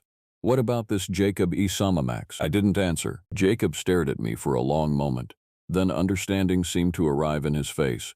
Arriving like something heavy falling. "The arrangement needs to be maintained," he said quietly, even if it means a lot of things," I said. Jacob Phillips never came to the park again. As far as I know, he never spoke to anyone about his father's journal. The system continued. The boundary held. Autumn came again. It had been exactly 1 year since I'd arrived at Sugarland Park. The western woods began their transformation into dormancy. The leaves turned, and the nights became colder. One evening, as I was locking the gate at sunset, I noticed something on the fence. It was a photograph, clipped to the chain link with clothespins. It was one of Jacob Isamamax's photographs, the one showing the shape at the tree line. But now there was something else in the image. In the deepest part of the shadow, you could almost make out features. A face that was almost human. Eyes that seemed to be looking directly at the camera, directly at you. I took the photograph down and looked at the western woods. The boundary was quiet. The arrangement was maintained. I'm still here. It's been 3 years now since I took the job at Sugarland Park. I've learned not to ask questions that can't be answered. I've learned that some systems are worth maintaining because the alternative is chaos. I've also learned that the creatures living in those woods are smart. They understand the arrangement. They honor the boundary when it serves them to do so, but they're also patient. They're intelligent in ways that human intelligence can barely grasp. They're watching and waiting, perhaps for the boundary to fail, perhaps just for the sake of watching. I check the fence every evening at dusk. I enforce the park closure. I report unusual activity to Noah Evans, who's become more withdrawn with each passing season. We maintain the arrangement, and every night I wonder if we're maintaining it because we believe it's necessary for human survival. or because we're too afraid to imagine what happens if we stop. Every night, I think about Jacob Isamamax. I think about whether he made the choice to disappear or whether the boundary made that choice for him. Every night, I look at the western woods and try not to see the eyes looking back at me. I'm not sure how much longer I can keep doing this, but I know what happens if I stop. So I continue. I maintain the boundary, and in the darkness beyond the fence, something continues to watch.